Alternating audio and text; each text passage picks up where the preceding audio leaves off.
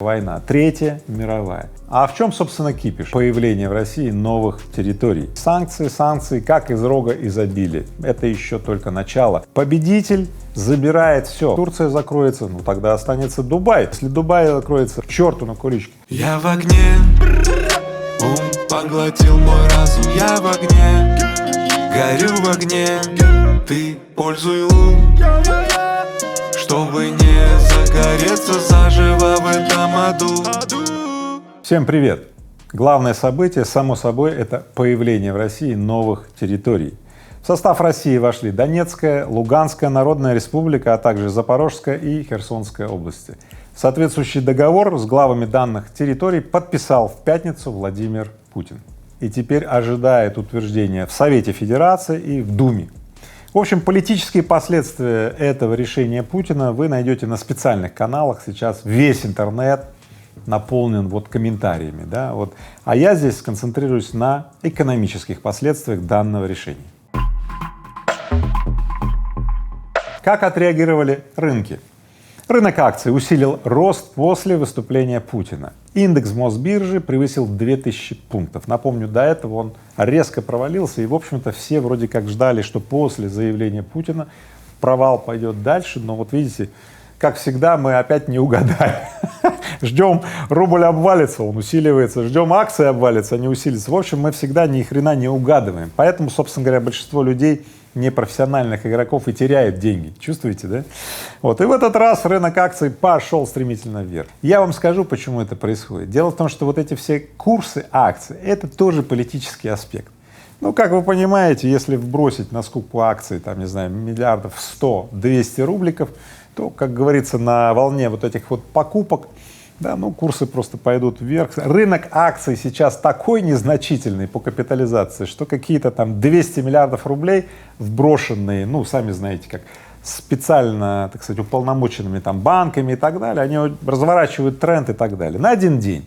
Вот, давайте посмотрим, что будет завтра, послезавтра, может быть, рынки рухнут и так далее. Поэтому не делайте никаких выводов, это исключительно сейчас, ну, такая спекуляция. Ну а что с курсом рубль-доллар? Ну там вообще чудеса. Например, сегодня утром евро стоил 52 рубля, вы понимаете? Да, в 2014 году последний раз евро стоил 52 рубля. Вообще какая-то вот чудесная ситуация. Ну и вот, когда вечером выступление Путина состоялось, рубль начал, в общем-то, ну, падать. Ну, в общем-то, смотрите, почему рынки реагируют столь странно. Еще утром укрепляется, к вечеру падает. Да потому что рынок сейчас по капитализации — это что-то незначительное. Еще раз повторяю, по сути, я вам так скажу, никакого рынка нет. Знаете, когда нет рынка и вообще мало операций, да, любой приход каких-то сделок тут же вот разворачивает тренд и вот болтается, да, поэтому, когда мы смотрим на этот курс и пытаемся вот понять, почему его болтает, да потому что рынка нет, просто не смотрите туда. Эти все курсы не отражают никакую обменную реальность, вот никакую, понимаете? В условиях того, что ты купил евро, но не можешь заплатить ими за какие-то товары и ввести эти товары, что ты покупаешь? Это какие-то все производные, поэтому, вообще говоря, не парьтесь, перестаньте впускать этот инфомусор в свою жизнь, лучше послушайте более важные новости. А что реакция так называемого коллективного Запада, да, и новые санкции этого самого коллективного Запада? Ну вот что. США ввели очередной пакет санкций против России в связи с вхождением в ее состав ряда регионов Украины, сообщает Минфин. В новом списке десятки физических и юридических лиц. Давайте посмотрим, какие. Эльвира Набиуллина, глава ЦБ. О, это что-то новенькое, ребят. Раньше Эльвира Набиуллина вот не была под санкциями, да, сейчас, видимо, грядут совершенно новые времена. Давайте идем дальше. Александр Новак, зампред правительства, члены семей Медведева и Мишустина, а также против Совета Федерации и Госдумы. США также вводят санкции против членов семьи Минобороны РФ Шойгу, против членов семьи главы Росгвардии Золотова, сына Валентины Матвиенко, родных губернатора Петербурга Беглова. Друзья мои, начинается совершенно новый этап. Мишустин, то есть члены экономического блока правительства, да, глава ЦБ и, видимо, Центральный банк теперь тоже под санкциями. Это следующий виток эскалации, следующий виток напряжения. Это факт, да. И по всем сообщениям это только начало. Да, кстати, о новых санкциях сразу после выступления Путина заявил Джо Байден. и ждем подробностей. И в эти минуты, когда я записываю это видео, генсек НАТО Столтенберг проводит незапланированную пресс-конференцию. И вот я ждал, что же он там скажет, и вот что он сказал. Что, во-первых, это самая сильная эскалация с февраля месяца, то, что сейчас. И что, конечно же, НАТО не признает вхождение новых территорий, ну в общем-то, это ожидаемо, да, и что сейчас альянс НАТО делает акцент на поддержке Украины, что НАТО не участник конфликта, да. Ну, ничего нового он не сказал, кроме того, что отметил, что это новый виток эскалации. Ну, действительно новый. Северный поток взорван. Территории вошли в состав России. Но он действительно новый, вот валятся сейчас эти все санкции и так далее. Я буду держать вас в курсе, потому что я гарантирую, что это не последние пакеты санкций, и даже сегодня это еще не все. Вот, например, новые санкции ввела Великобритания, под них попали в том числе глава ЦБ Эльвира Набиуллина. Здесь ничего нового, Британия, в общем-то, действует очень синхронно с Соединенными Штатами, поэтому США ввели на Эльвиру Набиуллину, там, британцы, ну, в общем-то, отзеркалили. Да. Канада расширила санкции в отношении РФ, внеся в список 43 фамилий, говорится в документе на сайте правительства. Ну, в общем, Канада всегда тоже синхронно с Америкой. В общем, здесь очень мощная последовательность санкций, как из рога изобилия. Давайте проанализируем. Прошлые заявления содержали недвусмысленные намеки на то, что как только новые территории войдут в состав России, будут немедленно введены предельные цены на нефть. Да? Вот. Но дело вот в чем, что пока Дума и Совет Федерации не провели слушания, я больше чем уверен, вот сейчас Дума и Совет Федерации, наверное, сделают слушания, там одобрят все, ну и как раз подоспеют новые пакеты санкций, я буду держать вас в курсе, наверное, в понедельник или вторник мы с вами все узнаем. Я уверен, что это еще только начало. Помните о том, что нам нужно рассчитывать дыхание и кислород. Понятно?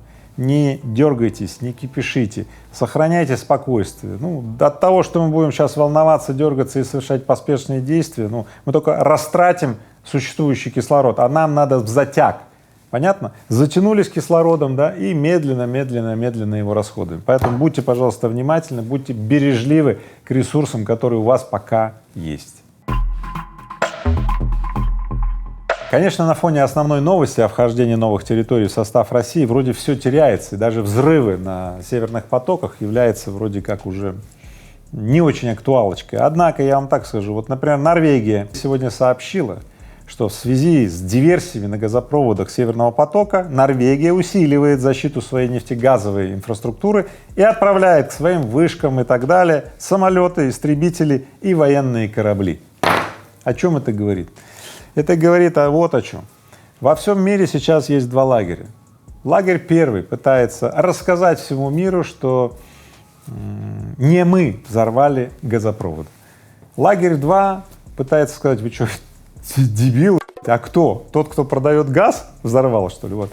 Я уверен, что эта тайна, кто взорвал газопровод, она не будет раскрыта. Вот не будет. Но эти обе стороны продолжат заявлять, что это вы взорвали газопровод, а другая говорит: это вы.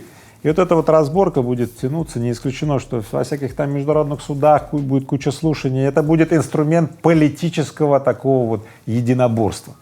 Но факт остается фактом.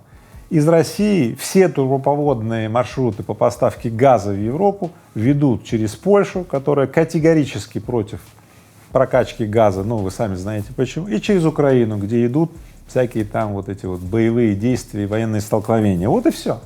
Вот поэтому маршруты сухопутные по трубе для России по поставке газа в Западную Европу, ну считайте так, они достаточно под угрозой. Россия как великая энергетическая держава, которая великая энергетическая держава, пока у нее есть великая покупательская держава, покупающая эти энергоносители, вот здесь происходит разлом. Если те перестают покупать по разным причинам, давайте не будем говорить, просто перестали покупать или маршрутов нет и так далее, то тогда вот эти все вот величия, они куда-то вот рассасываются. Политика — это продолжение экономики. В мире бушует просто финансово-экономическая война, Третья мировая. Победитель забирает все остальные страны будут находиться в неоколониальном, так сказать, вот подавленном состоянии. Приготовьтесь к тому, что эскалация будет долгой. Экономьте ресурсы, поддерживайте друг друга, соблюдайте вот такое вот гигиеническое настроение, не паникуйте. будете паниковать, износитесь раньше времени. И, конечно, моя задача помочь вам сориентироваться, да, и помочь действовать размеренно и с выгодой для себя. Приходите на вебинар 4 октября, это бесплатный вебинар, где я поделюсь своими практиками действия в кризис. Ссылка будет под этим видео.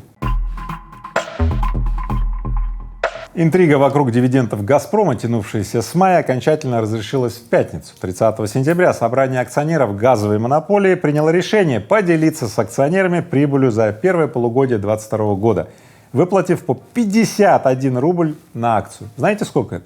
Более 1 триллиона рублей дивидендов. Неплохой куш.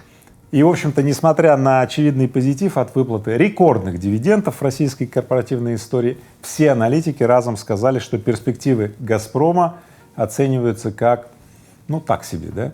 А на фоне вот этих вот разрушений на северных потоках, кстати, кто не смотрел, пожалуйста, смотрите вчерашнее видео, вот, ну, тут вообще что говорить, так сказать, вообще непонятно, как дальше будет идти дела с «Газпромом», потому что у «Газпрома» по большей части остается только внутренний рынок России, и ему требуются гигантские вложения, чтобы, ну, вывести свой газ, да, куда-то, так сказать, в мире. Поэтому некоторые аналитики даже говорят, что это, возможно, последние дивиденды вот, «Газпрома». Тем не менее, да, все, у кого были акции «Газпрома», должны быть, ну, довольны с этим событием, потому что хоть какой-то кэш, что называется. Отмечу, однако, что более половины этих дивидендов идет в казну государства.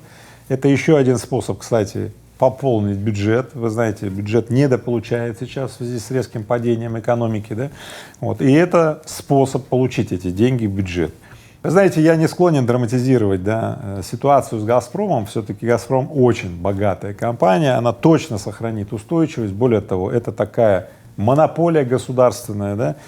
Вот. Поэтому трудности будут, но я уверен, что эти трудности только увеличат требовательность, да, к менеджменту «Газпрома», потому что раньше «Газпром» совершал какие-то, ну не совсем адекватные решения. Кстати, вот это вот увлечение там наращиванием всяких трубопроводных маршрутов, на самом деле это одно из, ну, достаточно сомнительных таких способов.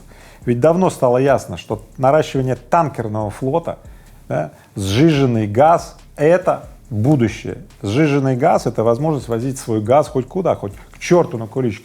А трубопровод — это вечная зависимость. И вот сейчас «Газпром» будет пожинать вот эти вот плоды. Опять за все это заплатят потребители, потому что мы с вами платили за газ, за эти деньги построили трубопровод, и сейчас он взорван.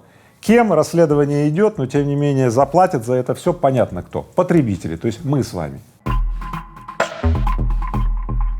Росавиация с 1 октября вводит в Калининградском аэропорту Храброво режим «Открытое небо». Он установлен на 2 года. Что означает режим «Открытое небо»? Это означает, что иностранная компания из аэропорта Храброво может летать не только к себе домой, но и в любой другой аэропорт.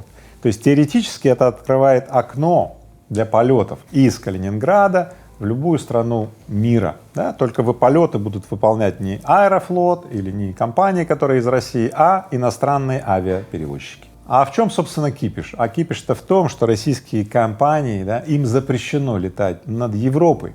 Вот, поэтому блокада, как говорится. И, возможно, данный режим приведет к тому, что эту все-таки блокаду можно прервать. Да, ну, посмотрим, насколько долго Европа будет мириться с таким вот положением дел. Может, она и иностранным перевозчикам тоже перекроет возможность. Ну, поживем, увидим. Во всяком случае, сейчас это очень интересный ход российских авиационных властей. Норвегия при необходимости сможет очень быстро ограничить въезд россиян, как это сделала Финляндия, заявил представитель Минюста Норвегии. Вчера я говорил, что Норвегия остается единственной страной, имеющей сухопутную границу с Россией, через которую, в общем-то, можно следовать с шенгенской визой транзитом в другие страны Европы. А что будет, если и Норвегия закроет? Ну, тогда останется Турция. А что будет, если и Турция закроется? Ну, тогда останется Дубай. А что будет, если Дубай закроется? Ну, я вам сообщу. Вы, главное, подпишитесь на мой канал, буду держать вас в курсе, все будет нормально, не волнуйтесь.